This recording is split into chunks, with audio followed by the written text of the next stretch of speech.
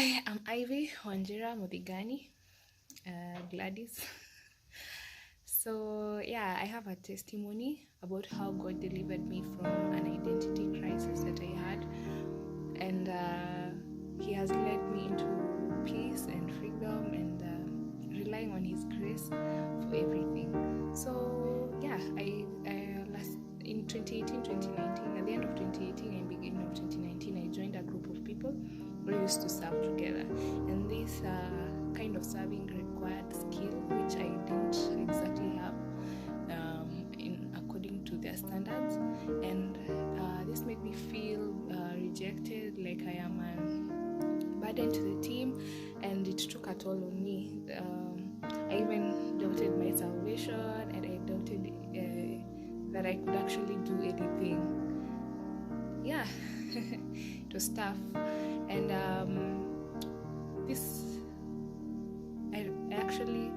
God led me into the realization that I was in people bondage.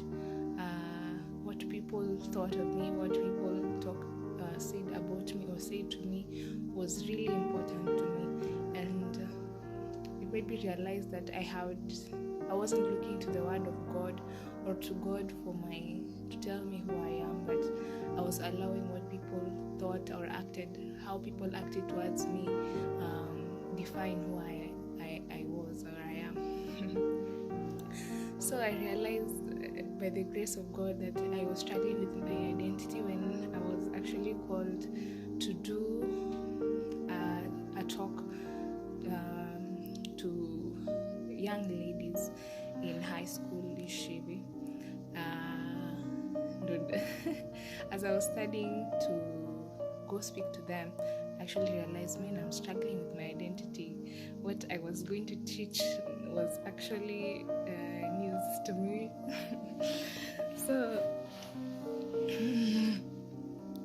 So the verse that I was given by God to teach on that day was where Jesus asks his disciples, who do people say that I am? And people are saying John the Baptist, Elijah, all those other people who are not Jesus. But then when Peter said, you are the Son of God, I don't know what is usually exactly said there, but he actually says Jesus is the Son of God. And Jesus says that flesh and blood has not revealed that to you. And so we should not rely on flesh and blood to actually know who God created us to be. And we must rely on God to actually tell us who He created us to be. And therefore, the validation of man is like, it's a lie. Same. The validation of God is what matters, because God is the one who created you, and He's the one who will judge you, and He's the one who matters. He's the one we are working for. He's the one He's the one who will tell us, welcome, good and faithful servant, or otherwise. And so that's what we are really working towards. We are storing up treasures in heaven, and even if man rejects you, God is there for you. God loves you, and the Word of God is truth. Word of God is high above everything else.